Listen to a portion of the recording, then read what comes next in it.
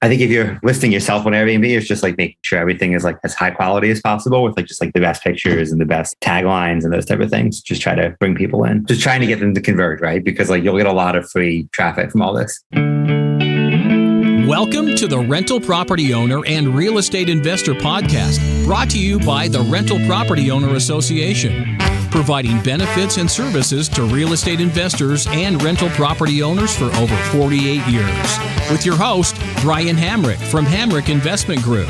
This episode is sponsored by Green Property Management, now offering a $250 per unit project allowance to new clients in West Michigan. Find out more at livegreenlocal.com. And RCB and Associates, helping real estate investors and small business owners navigate the complex world of health insurance and Medicare benefits at rcbassociatesllc.com. Hello and welcome to episode 323.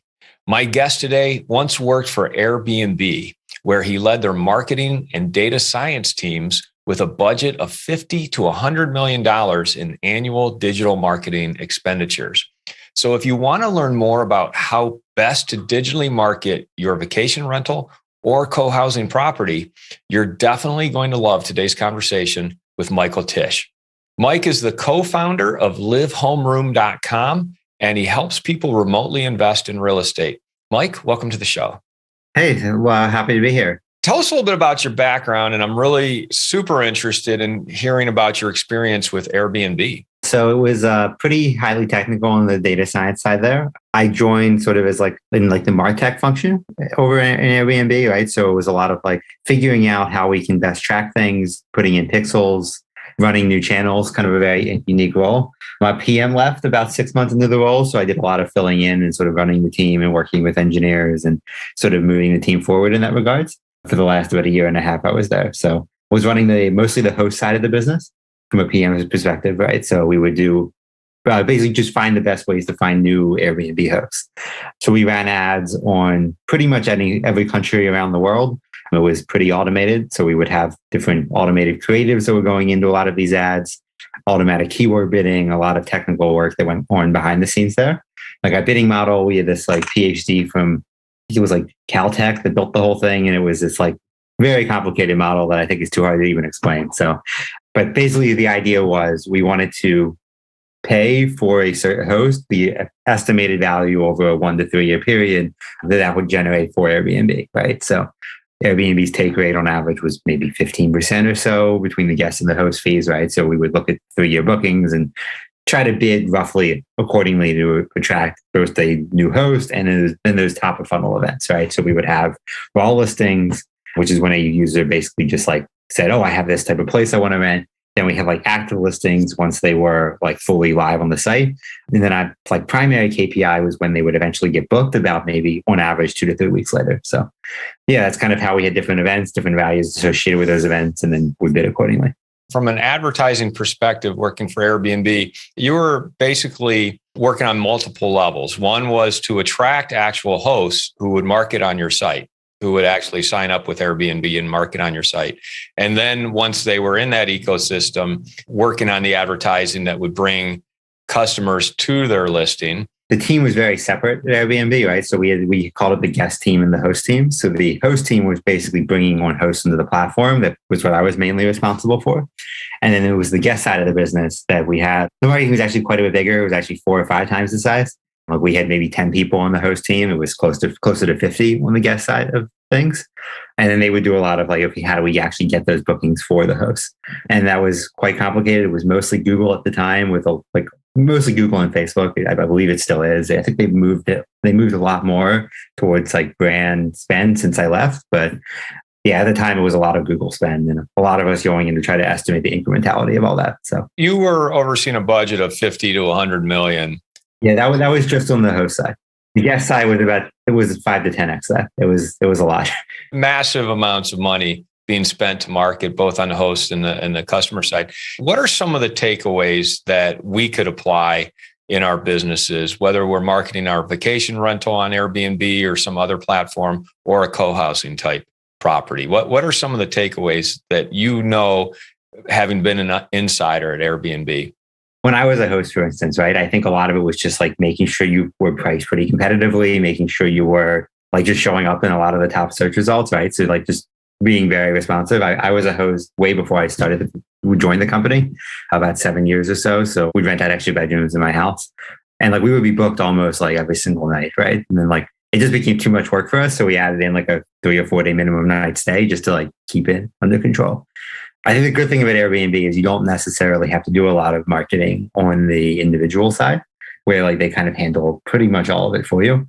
Like if you want, you could run your own Google ads, right? And those type of things, but it's like, it's usually a lot of work, right? So it's like, it's one thing we did notice is that when we ran ads for individual listings, most people were not booking that listing. About 90% would like come in through listing A, but then they would book some other listing, which was good for the marketplace, right? But like, it doesn't necessarily make it that easy for individual people to go out and like rent your place, right? So like enlist your place, you would only get a small fraction of that revenue. Explain that. What do you mean? Whenever you had a listing for like, did you say unusual property? Imagine we were listing a random place in like Nebraska or something, right? So we would like show ads on Facebook or Google, like mainly for that property, trying to get people to book it if it had extra inventory or something like that. And it was heavily automated. So there was like a long feed process of what listings got added to this feed that got advertising put on them. But yeah, once they got on there, when people actually clicked on it, a lot of times they would just go into Airbnb, explore around, and then book other listings. It was actually quite rare that they booked the same listing that they ended up clicking on. Why is that? What's the psychology there? I think it's more of like, oh, you originally come in through one listing and then you see like, oh, there's like ridiculous amounts of listings on Airbnb, right? So I think at the time it was like 3 to 5 million, right? So it's just like, even in these small towns in the middle of nowhere, there might be 50 to 100 listings. So it's just like, yes, maybe they like this one originally, but they're like, oh, I like this one better, right? So I think if you're listing yourself on Airbnb, it's just like making sure everything is like as high quality as possible with like just like the best pictures and the best taglines and those type of things. Just try to bring people in, just trying to get them to convert, right? Because like you'll get a lot of free traffic from all this. So Airbnb can lead people to your listing, but it's up to you if you have a listing to really make sure that you're offering a product that's going to have high class photos, like have professional photos taken, because I'm hearing you say that that's important. For my listing, we didn't have photos because we didn't actually need them. So we would just like, iPhone's pretty good, right? You just like make sure it's like, I don't know, my wife's a really good photographer with the regular iPhone. So they look professional, at least I thought. But yeah, just high quality though, like not blurry, not like set it up nice, right? Don't have like stuff laying everywhere. There was a lot of really weird houses, right? So like some would just be like shacks in the middle of nowhere. Like, come on, guys, like you could have done a little bit better than that. But yeah, like if they look too bad, we would take them off our ads. What were some of those mistakes you saw people making in their listings?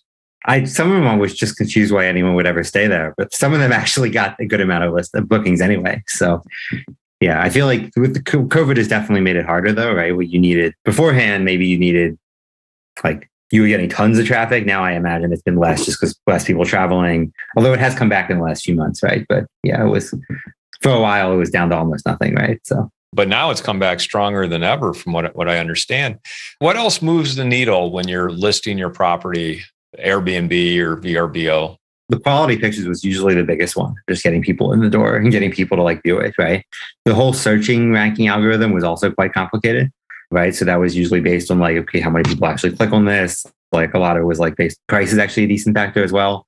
I think the biggest one is just like having like good reviews, right? Which is like, obviously like hard to control that from a marketing perspective, but like provide a good service. And that usually helps a lot with like the rankings and the search results, right? So is there any way to trick the system to get your ranking up there higher or to be the first property that's shown? There was talk of us eventually letting you like pay for it, but like we ended up just like, I think it was like eventually we would do it. But at the time it was kind of like never really that high of a priority. I feel like. I don't know. At some point, I'm guessing Airbnb would be like, "Oh yeah, maybe we should let you like run an ad system to like pay to be higher up in the search results." But I don't know. Who knows how long that'll be? I obviously don't work at the company anymore. So yeah. When it comes to digital marketing, whether you're promoting an Airbnb or vacation rental or just a regular single family home that you might be renting to a long-term renter, what are some of the digital marketing tricks and tools that are out there that you can tell our audience about?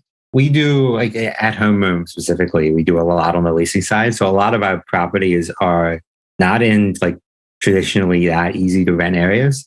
So a lot of it will have to get like extremely diverse with our channel selection, right? So we'll do like, we might be listing on like 20 plus channels at any given time. My Facebook is the biggest, but like it gets very, very long tailed with like RentPath, random Facebook groups, like Marketplace is decent, just running Facebook ads. Craigslist is obviously pretty big. Like there's obviously like Zumper, apartments.com. There's a bunch of stuff, right, that you can kind of do and like get around, but it's a lot of manual work, right? So we have a fairly large international based team that sort of help people with all this, where it's just like, if we were doing this ourselves, it would be much too expensive, right? So we have like a lot of contractors that are basically just like, just list this everywhere, bring in all the leads and try to convert them as much as possible. Are these like virtual assistants that you have working on this? Basically, it's a collection of people from like Upwork, people we know, friends and family, and like people that like we network with people to find out the good people that like speak pretty good English in a lot of international countries. So yeah, it's a lot of them.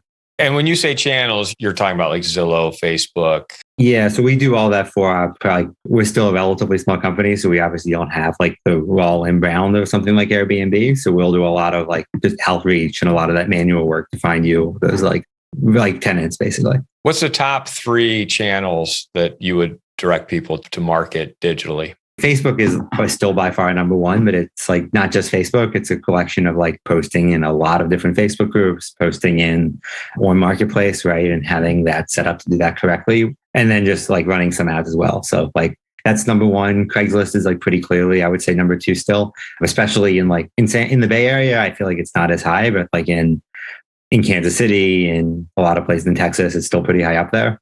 And like those 2 drive a lot of it, right? So we have some Google, but it's not huge, right? So we have some few other things, but yeah, nothing, it doesn't really bubble up quite as much like I think like Facebook and Craigslist do still. You're a data and analytics guy. When it comes to SEO and other things that most people don't understand about getting that traction, is there a way that you can help us understand that so that we can be better marketers ourselves? I wish I was better at SEO. Like I've done a lot of SEO over the years. Like we tried it like on the host side on Airbnb, it was like almost nothing, right? Because like how many people are searching for rent my like house, right? Or like list my house somewhere.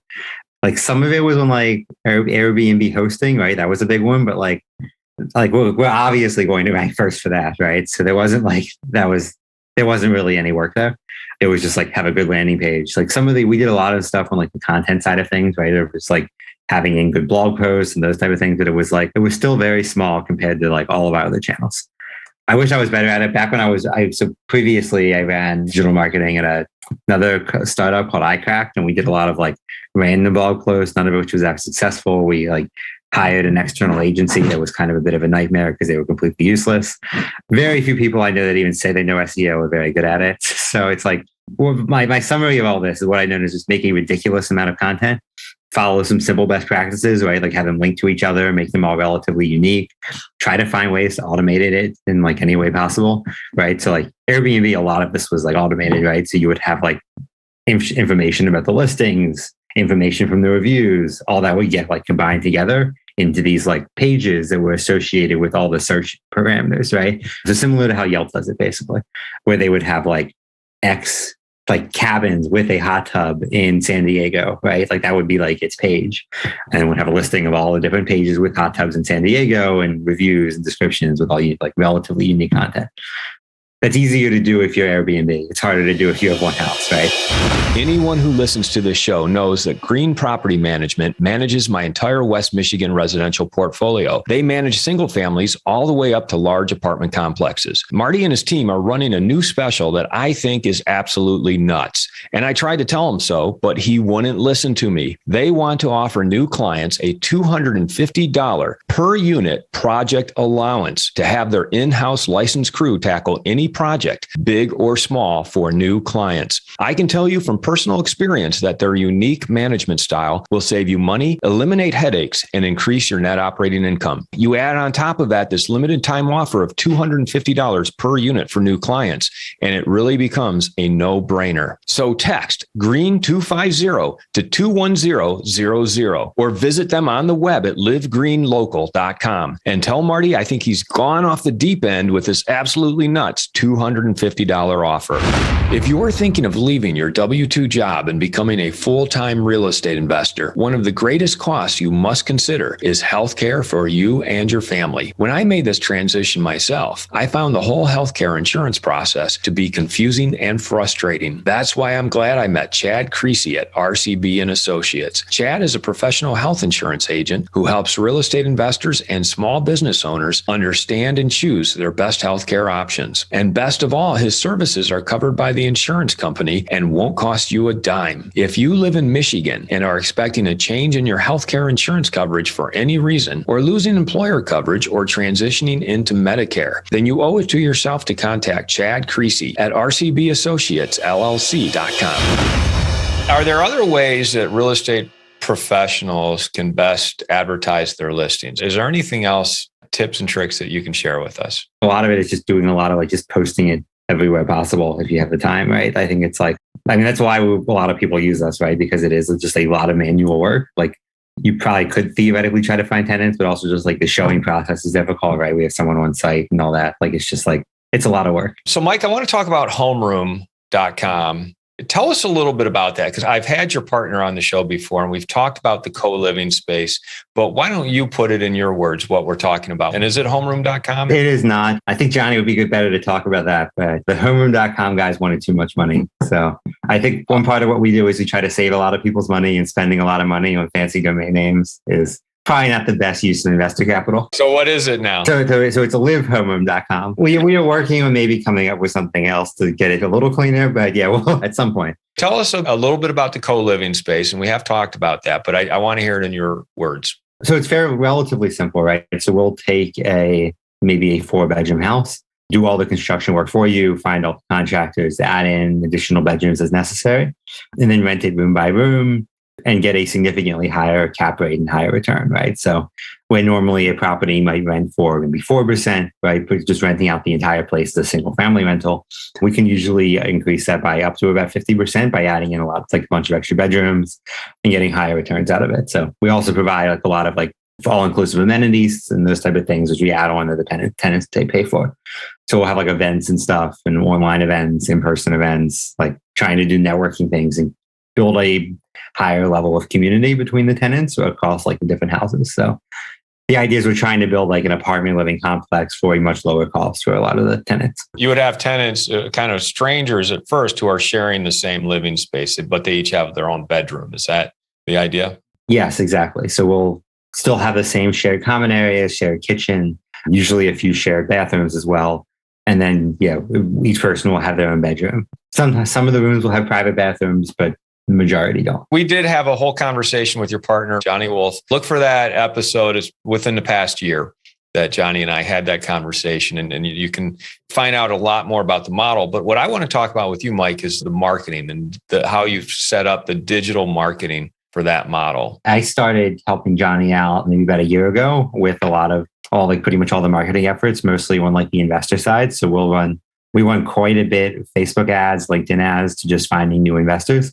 And one thing I found here is just show people data, right? So in a lot of these ads, we just show people a lot of charts, show people real data or some of the returns that they can make. And that goes a pretty long way, right? Real estate investors are pretty savvy. I tried to run random meme ads and more hacky, more things that I would do for more on the tenant side. And it just did not work at all. So it's just show people data, show them numbers that they can reach, show them some simple testimonials, and then that works pretty well. This is in marketing to the real estate property owner, the one who owns the property, who would. So we'll almost always buy with an investor, right? So a lot of these places aren't necessarily set up for co-living right out of the box. So we'll if someone already has a place, we will retrofit it if they want to co-living. But for the most part, it's people that, okay, I have an extra $100,000. I'm looking to buy more real estate. Maybe in my home markets, like I'm from San Jose, it's very, very expensive. The cap rates are pretty abysmal. But in still a lot of cities in Texas still, you can get pretty high returns out of that. So we'll partner with them remotely, and we're basically just looking for the investors there. So that's what I started out with about a year ago, kind of grew and grew from there. And then eventually I've been helping out on the tenant side as well. So we have a lot of it's a much more heavily ops focused. So we do have paid marketing that supports pretty much all of it, but it is a lot of, as I mentioned earlier, not all of it can be paid, right? So like Craigslist has some paid features, but like a lot of it is just a ridiculous amount of postings about each listing. Facebook Marketplace is slightly paid, but again, 90% of it's like free, right? So it's just like a lot of like having people post and like respond to all these people and finding tenants and then finding them the right room too, right? So a lot of people that'll come into with home room, right, will not necessarily have a place in mind. So it's just like guiding them through that process. There's two avenues of marketing here that you're focused on. One is to the property owner to get them to work with you. And is this a partnership then? Because you guys are partnering and sometimes buying the property together?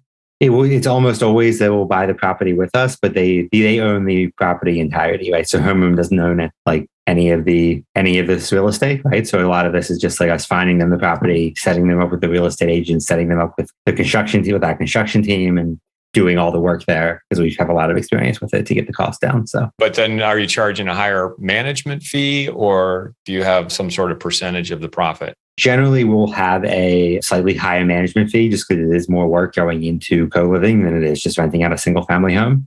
Almost always will just be like we have just a 15% of all rents collected deal, which is slightly higher than the more traditional property managers, but most of them won't even take on like co-living properties just because it is like you have to find a lot of individual rooms, right? So it's a decent amount of work and we have to pay a lot of it to go into that. So let's talk about marketing to the property owner then. How are you reaching people to even put this concept in front of them? I mean, I doubt that they're finding you. It's like you have to go out and attract them. So yeah, that's what I was saying. Just finding people, investors. I feel like a lot of it is just show them a lot of data, right? So we have like a long history of properties we've managed. The returns are like pretty high. Johnny and I both own places in the co-living space, right? So we can just like even just show them like some of the numbers that we're getting. Obviously, it gets harder with some of the higher increasing real estate prices, but we've still been able to find like a lot of properties pretty recently, right? We've been growing about 60% quarter over quarter, so we've been like growing pretty quickly. How do you find those people? I think one of the things is like when I went into this, I thought it would be like LinkedIn and more professional sites to find people.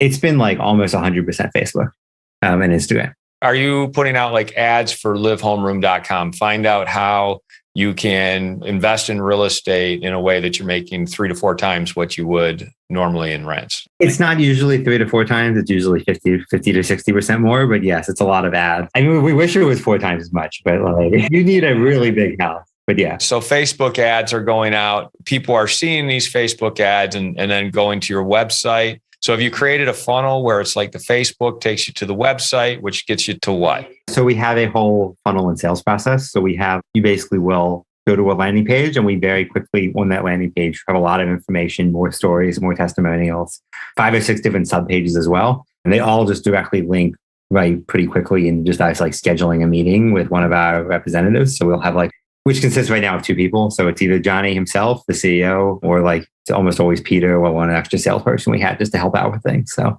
yeah, just getting calls set up there as quick as possible, right? And then they have a whole other process to walk you through specific deals, how the model works in a little bit more detail. Just trying to getting some background information of like, okay, would this be a right fit for you, right? Like, what is this person looking for? If it is, that's great. If it's not, then okay, well, we'll try to find you someone else. That way it might make more sense. And then the next steps are, okay, getting you set up with the real estate agents, getting you pre-approved, working with a lot of our mortgage brokers to figure that out. And then, then eventually buying the property, right? So then doing all that and then setting up meetings with the construction team, adding in the extra bedrooms, and then finally with leasing and finding the tenants. So it's a long process. Let's put it that way. I raise money from investors as well to invest in property.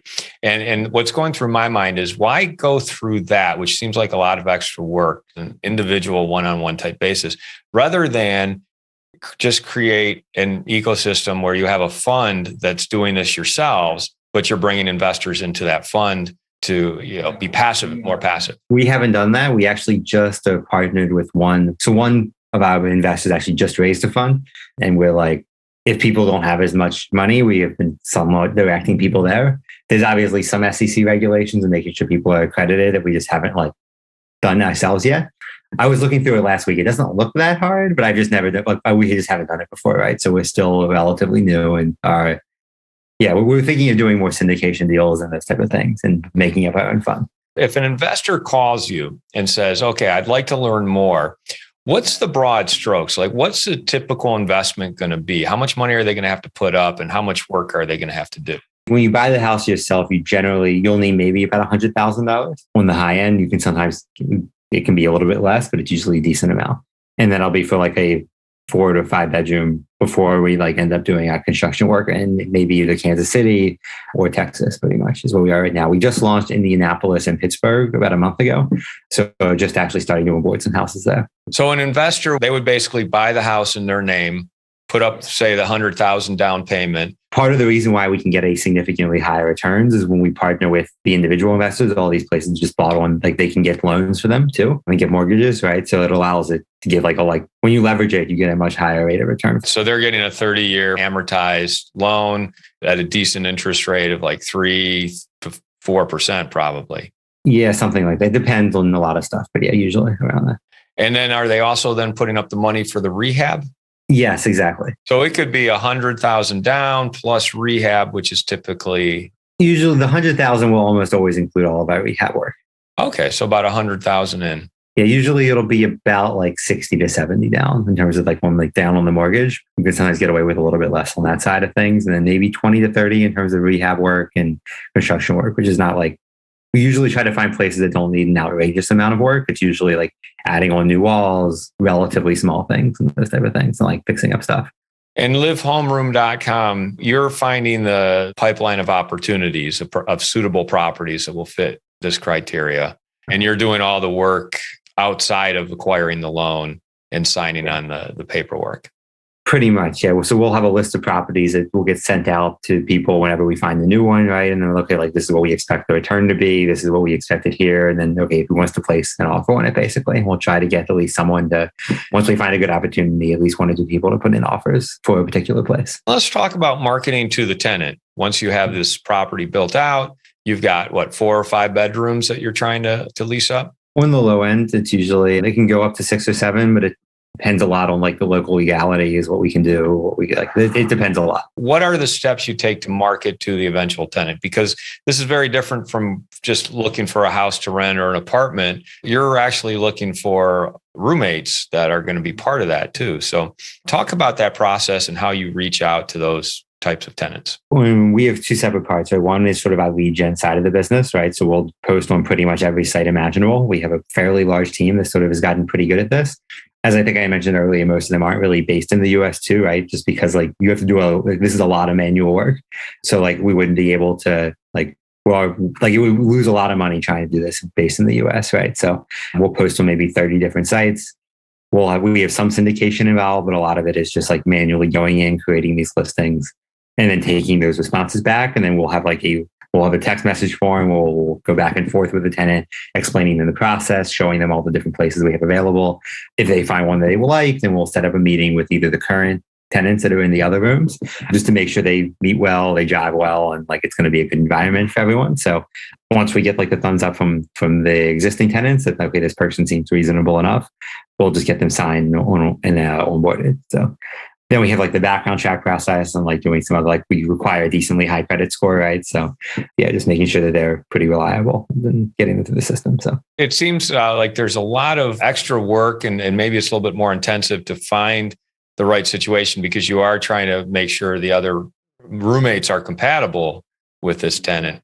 How do you streamline and automate that so that you don't just have to babysit them? I think eventually we'll get into some more machine learning type approaches where we'll try to, we know these houses available, these type of people, and we try to direct them to the right place. I mean, it's obviously we're still a bit of a startup, right? So it's a lot of oh, okay, this is a male from 25 to 30. Maybe we'll set up a meeting with this house where everyone seems relatively similar.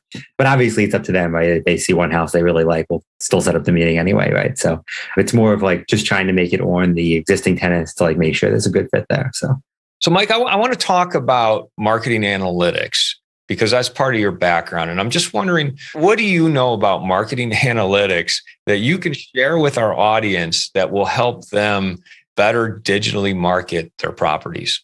It's obviously gotten a little bit harder to track some of these things, but one thing that we've done is make sure, okay, we have all the different random pixels on our website, right? So we'll use one thing I learned a lot of Airbnb is just having relatively simple tag manager setups. It goes pretty far, right? So we'll use Google Tag Manager. I think it's pretty common in the industry. Are you saying tag manager? Yeah. So it's just a Google tag manager to do all the different tracking for different events. So if you want to add on like a Facebook new event, it's pretty easy to just like, okay, this button represents this event, and then send it to Facebook, send it to Google, send it to whatever other channels we have running at any given time. So right now it's only really 4. We run some Quora, some LinkedIn, but it's mostly Google and Facebook. But yeah, so we'll do a lot of that tracking there. And then the main goal of what we sort of do is we like, I have a 4-step process on Facebook when I run things, right? So I think one is just, okay, like just try to optimize as far down the funnel of events that sort of occur in that first session, right? So for us, it's relatively simple. It's either setting up a meeting or just like actually like entering in your phone number as like a lead or something like that. Eventually it'll be like, once we have an online application flow that like is a little bit, once we're redesigning it basically, and we think we can get people all the way down to like the submitting an application in one session, that'll sort of be the core event we try to optimize towards. But if it's for you guys, maybe it's just basically submitting in like a viewing request or those type of things, if we can get to that in one session. At Airbnb, it was actually pretty much a booking, right? So we would try to get a booking fairly quickly. So we would optimize directly towards those bookings.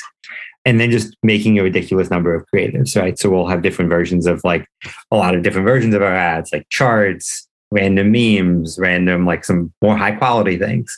I've pretty much given up completely what is going to work or not. Like I can't figure it out. So like they don't have to be ridiculously high quality to start with, but I think just like trying to get quick learnings of what is and isn't working.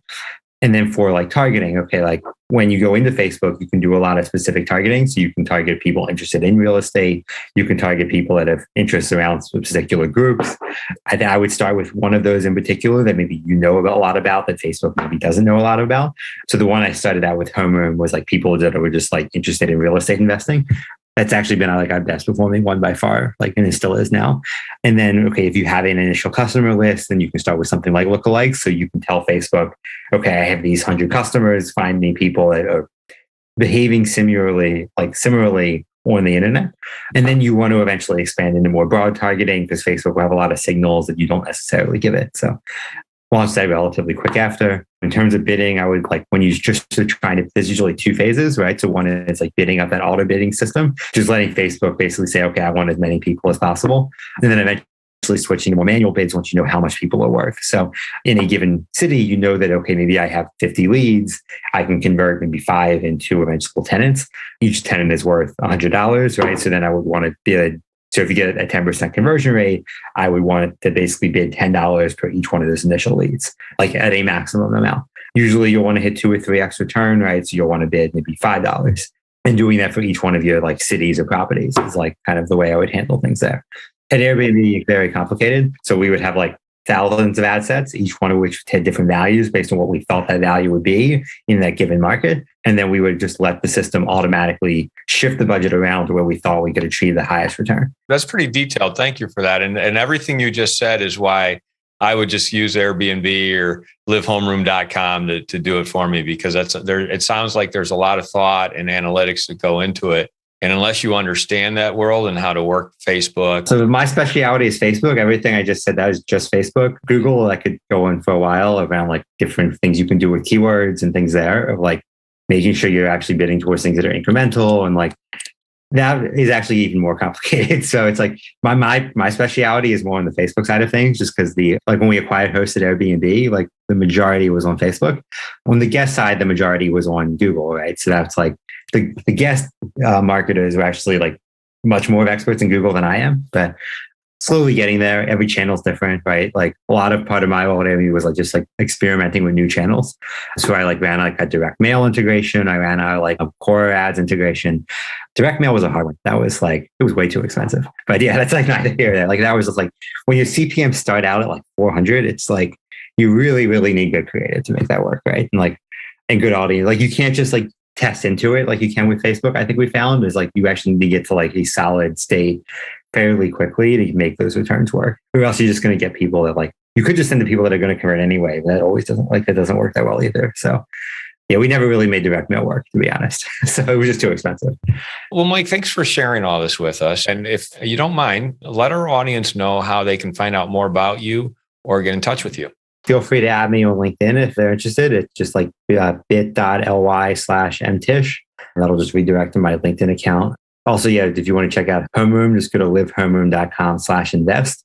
That'll take you to our like main investor landing page so you can go and check things out. So. Well, thank you for coming on the show and talking about digital marketing and analytics, difference between Airbnb, Facebook, Google, using those, and then also just reminding us about livehomeroom.com and that co-housing model, which is really interesting. And it sounds like you guys are really have come up with a solid way to make that work. Yeah, it's funny. I was like, way before I was with Homeroom, I basically started my own co-living house down in San Jose. And I think like there, I'm able to hit maybe like 7% gross rents, which like, if you're from like outside the Bay Area, you'll think that's terrible. You'll think like, oh no, I had to hit 1% a month as like the low end, right? But like in the Bay Area, it is like absurdly high, right? Like in the Bay Area, like you'll be lucky to hit 3 to 4 right now. So like the fact we were able to make 7 work just by adding in like some small construction work, renting things out by the room, right? Like the cool thing with my property there, it has like a granny unit as well. So that was like already built in, which like allows us to get even higher returns out of it.